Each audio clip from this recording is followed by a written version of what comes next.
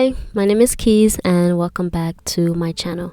So today I'll be painting on Procreate with primary colors, and I just want to challenge myself to kind of just use those colors, kind of like the 3 marker challenge that artists used to do like a while back, not too long ago, but like that, but digital art. So I guess it's kind of a little bit easier. But anyways, I want to just use primary colors this time, but I'm thinking to expanding to other colors when I get a chance, like secondary colors, pastel colors, maybe just black and white. But anyways, I just want to use yellow, blue, red, black and white. And so I started with this little diagram I made, outline, I don't know what it's called, just of how I want those colors to kind of work out. And I knew I wanted yellow for the background because yellow is such a bright and vivid color and it would fit so well for the background. And I use blue for the hair and red for the skin because whenever I see people color hair, like if it's black, they use blue as a highlight. So blue always fits well as like a substitute for black. And then red was the only color left, so I made her skin red.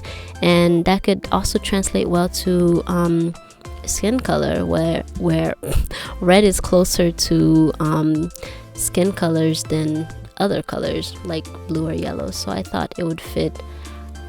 Everything fits well. So after I had all those colors down, the sketch kind of started fading, so I just used black to kind of re-outline the sketch, and that would serve as my shadows, and then I would eventually blend them in, and then blah blah blah, everything would be great.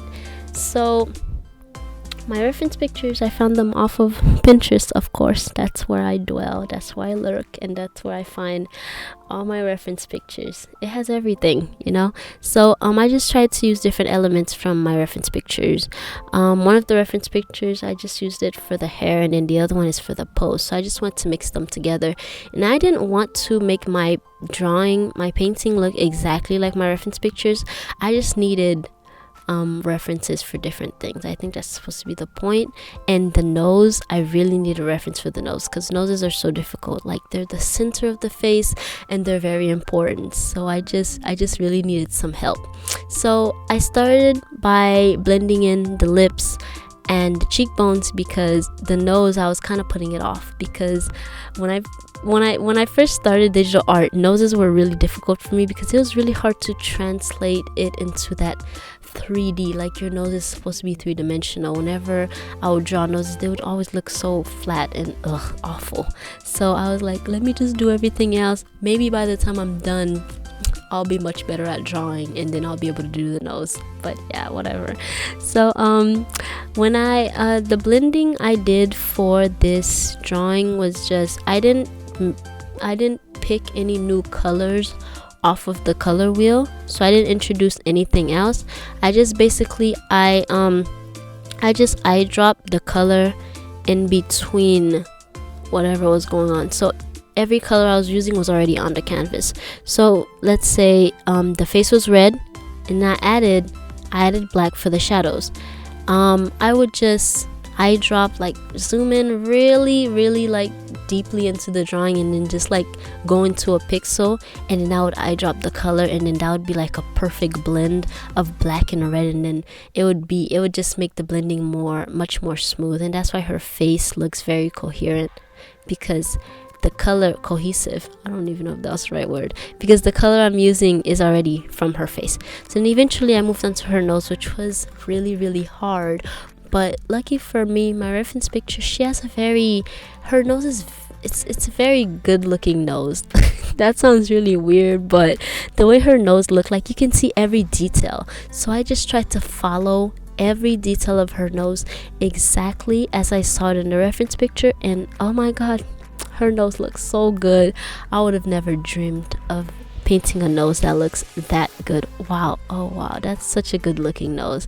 Okay, but enough. So eventually I did her eyes, then I moved on to her other eye, which has like a line drawn across from it, because when I'm drawing on my tablet, It's like all these straight lines, like whatever I touch there's like a line. So if I by any chance exit the drawing, then that line will be stuck there. And if it's like a painting like this where it's all done on one layer, that could be very serious. Because say I already finished her cheeks or her lips and I accidentally draw like a big line across them, then that's lost forever, and I'm not really gonna want to redo that drawing over. So I'm probably just gonna cry a little and then just save it somewhere else so I don't have to look at it again. But yeah, it can be very serious.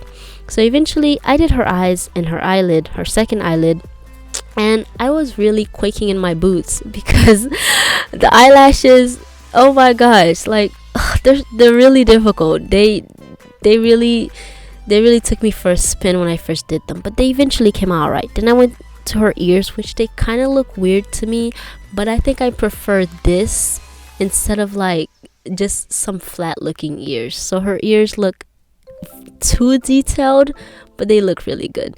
And then the flowers in her hair, whatever, they're also really hard, because if you see in the reference picture, the flower has it has no solid line. So if I'm using, that's why using black is so serious, because then that gives like it's like a solidness to the item. And you know, a flower, you can't really see the individual lines. Like the petals, they all look seamless, like you can tell there's individual petals, but not like black lines like this. So whatever, I was done stressing about that. So I moved on to her neck, which was really hard, because when I started with her neck, it was just like a red shade. So I had to give her neck dimensions, and I had to add all these different areas, all these different shades to her neck. So I had to pick a lot of different colors off of that black and red and everything in between, and to be able to blend in her neck. And honestly, it looks really nice. So proud. But then I moved on to her hair. And what I did was I defined her curls. So my idea was to go dark and then go light. So each of her curls, I went back and then I slimmed down my brush. By the way, the brush I'm using is called Nico Rule. I don't know why it's called that, but I don't know what it means, but that's what it's called. It's one of my favorite brushes in Procreate. It's so solid and it looks really good. But anyways, I used it for the whole drawing. So I went back, I add a lot of black everywhere to her curls. So I was really just defining them and just making sure I was basically drawing out each individual curl so that her hair doesn't look like a blob. I know I say this all the time, but you know, when you draw a character, especially someone with like an afro or a lot of curls, your drawing has a lot of potential. But it also, if you blend everything in seamlessly, then it just looks like she's wearing like a blob of hair. You don't want that. I didn't want that. So I wanted to define each of her curls, each of her coils, so that it looked like she took a hair iron and then she individually put her hair through, and then she got her hair done. Oh my god, I'm rambling, but but yeah, I just want her hair to look individualized. You know, I want everything to look like you could pick out a little coil of her hair and then you could pull it apart. That's how I wanted everything to look. So after I had the black swatch lay down on top of her hair, I went back to define those coils, and that is where my second reference picture came in. By the way, this beautiful girl, you can find her on Instagram. I'm gonna put her in the description and also her name in the video when I edit it. But yeah, she's literally so beautiful. So I used her hair for my reference, and at first I was going for a closer rendition of her afro, but then I was like, oh my god, I must make her hair big. So that's why her hair is so big.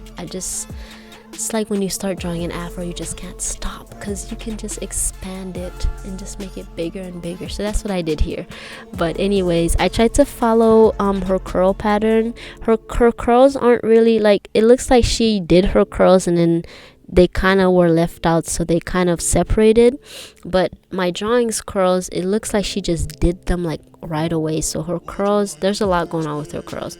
So I wanted her curls, so I was trying to separate myself from the reference picture to make her curls look like they were each individual. And I moved on to the flower, which honestly I was like, you know what, everything in this painting, it already has like this vibe where it looks kind of real, but you know it's not real. So I was like, the black lines are fine. So I just tried to go in and just blend in the flower more, where you can tell it's a fake flower, but in the context of the drawing, it all looks like it fits together. And I really didn't want to betray my rule of taking other colors from the color wheel. So I was like, you know what, whatever I have on this flower is what I will work with. So after I got the flowers down, I went back and I added shiny stuff, and I added highlights to her cheekbones, I added highlights to her nose, her lips are so shiny, to her neck, and then her hair, and then the freckles my first reference picture has, I want to add that just to add a little spiciness to her face. I think they just look really cute, so I added those. And I moved on to her hair, because her hair, I just want to look like so shiny and bouncy and pretty and just beautiful. So I just made her hair more shiny, more pretty, more blue, more highlights, more everything, just ginormous. And I signed my name, and then I'm done, and that's it. And then I was so relieved when I was done. It was literally like great. So yeah, here you go, enjoy the reveal.